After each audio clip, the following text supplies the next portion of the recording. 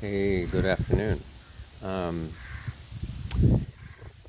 One big question that people always direct toward me, and I have to think it's because I seem to be solid in knowing where I'm going. Um, I'll talk about that in a second, though. Is how do I know when I'm on the right path? How do I know what my path is? How do I know when I've found my groove and I can follow that? First thing, I'm doing it just like everybody else. There is no guarantee that I am doing the right thing. What's the right thing, by the way? I am following what I'm doing now, and it leads me to the next stage. Uh, like in my spiritual path when I was a kid, I never really connected with a lot of the teachings of the church I was raised in, so I was always looking. So when I found some Greek mythology books and some movies that came out in the late 70s and the 80s involving Greek mythology, I really loved the idea that these people, this was their form of worship. They were really living this. It sounded so palpable to me. And then I found out, 20 years later, that that was called paganism, pagan worship. And it was a form of, it still exists. It's very much the way a lot of South India still worships, much, not just South India, India, and a lot of the cultures surrounding India still worship that way. Um,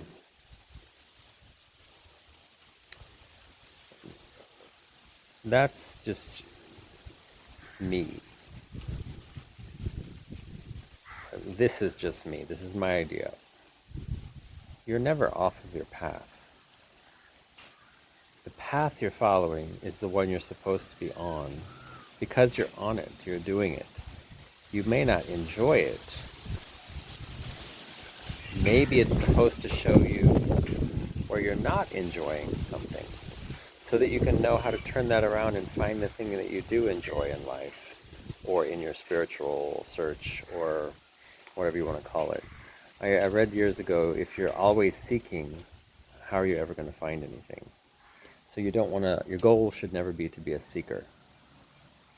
So if you're searching your whole life for a new thing, for the next thing, that's a scattered position to have.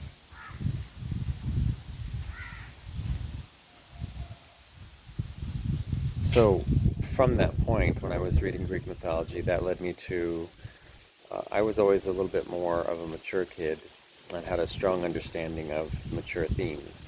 So I like to see movies, and we saw a movie with Shirley MacLaine in it in 1983. She won the Oscar for that movie. Because of seeing her in that movie and loving that movie so much as a 13-year-old, I I watched her maybe in a year or two. She had a miniseries on TV called Out on a Limb based on a book she had written on that had covered a bunch of time and included a lot of her mystical experiences. And I watched that movie because I liked her, and I had already read about the Greek mythology and Norse mythology and that sort of stuff. And then I liked her, so I followed her movies, and her miniseries was about her book. And then I read her book, which got into a little bit more detail on the subject of channel beings, doing yoga, all these different things. And that planted a seed in me that I was, okay, now I've got to figure out what, because the people live this way. People believe that they are God, that God lives inside them, that God is everything, not the way I had been taught. So I started looking and following different little threads of things. Back then there was no internet, so you were reading a book. Then someone said, oh, you had to read this book. And, Shirley MacLaine mentioned Edgar Cayce. So I had to read Edgar Cayce's, a couple of his books. Um, which led me to studying and learning a lot about Wicca, and different paths of Wicca, which is basically paganism, pagany, pag, paganism, I guess is the right word. I'm trying to create a new word, which led me to yoga, and I wouldn't start the yoga because it was too far of a drive, and then that led me back to kind of finding a book on Kundalini and meditating on my chakras, which I was not prepared for, and I had a little bit of a Kundalini blowout. Not a big one, just a little bit of one where I said, screw this, I'm not doing it for some time. So for a few years, I did nothing and just partied and did what I was going to do. And then years later, the yoga came back around and I started it. And the yoga led me to finding an interest in the Hindu deities, and then the Hindu deities led me into learning Sanskrit. Learning Sanskrit led me into learning Hebrew because I had read a lot of things in the Kabbalah path, and I had found a rabbi who taught people Kabbalah. Kabbalah is the proper pronunciation, not Kabbalah. Kabbalah is mystical Judaism. To simplify what it is, it's a lot more than that. That's just very simple words to say. And the mysticism behind Judaism, where there's a divine feminine and there's a system that looks like a chakra, a tree of life. There's all kinds of things, and I was learning that Hebrew and Sanskrit at the same time. And I was studying that at the same time I was learning Ashtanga Yoga, because they both seemed adjacent to one another. They didn't seem incongruent with each other. So it seemed like I was doing the right thing, and it made sense. At a certain point, I decided to focus more on the yoga and stopped learning the Hebrew, and I moved, so I could no longer take classes with the rabbi. Although I did keep in touch with him for a long time, and I really enjoyed him. And basically he said, if you're learning yoga, you're learning Kabbalah. That's the same thing. It's not a separate path. It's just my culture's version of the Hindu thing that evolved into yoga. It's all the same thing. These things all led me to coming finally to India and studying the yoga practice here, which led me I ended up living at a house here that they sold many books and Ayurveda supplies, and I was buying all my stuff there, and that's how I got to know the owner. And then I started renting that house and staying there, and the bookstore was just down upstairs, so I would go up there and get a new book all the time and read. And I found the Agora book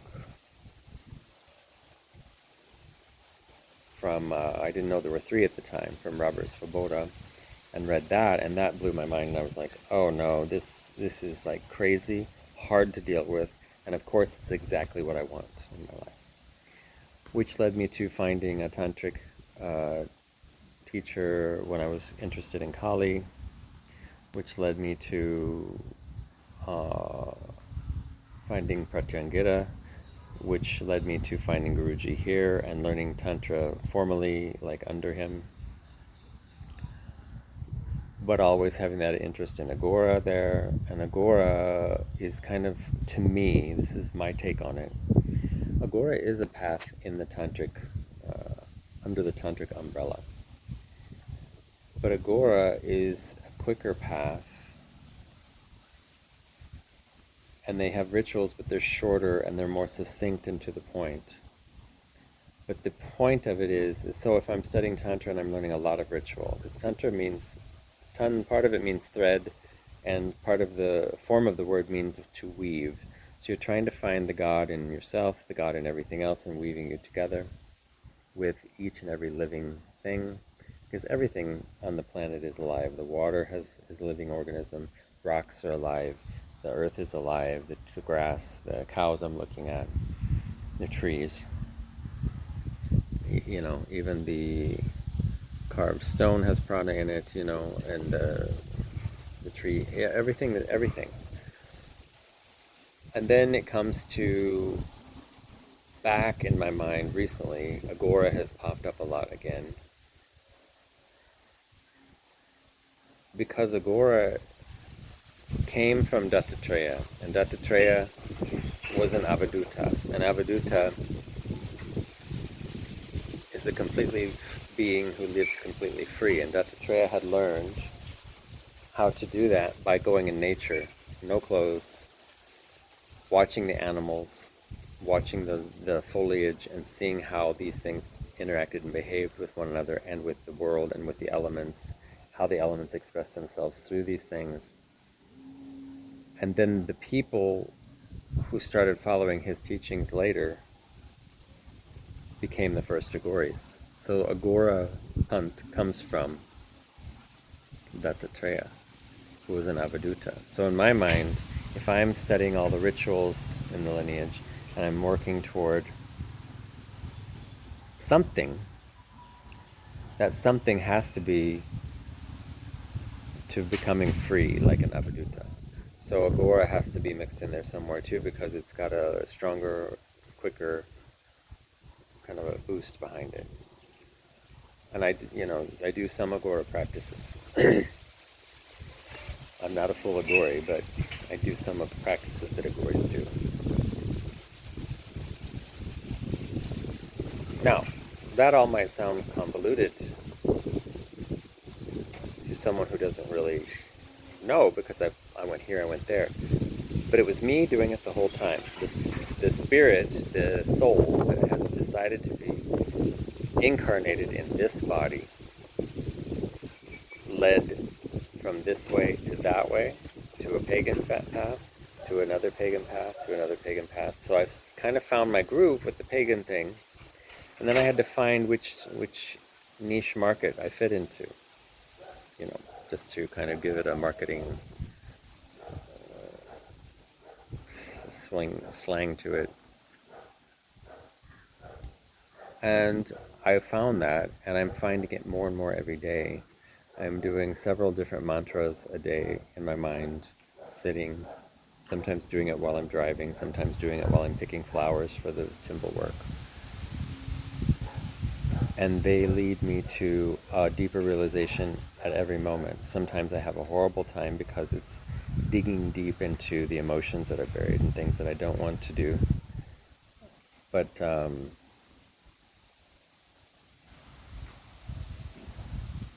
it's not, doesn't mean I stepped off my path. So don't think you ever get off your path. You're always on your path. And that's why it's good to have a guru, because you get a guidance along that. It's hard to find a guru, but you can find a mentor, someone who you can look up to that knows maybe a little bit more than you, that maybe say, hey, why don't you try this? Or say, yeah, don't go that direction. Just give you little pointers here and there. Just, it'll come to you. And have faith that it'll come to you, because it will. Okay? So be on your path and know that you're already on it, and be okay with it. Okay? Have a great day. Ciao.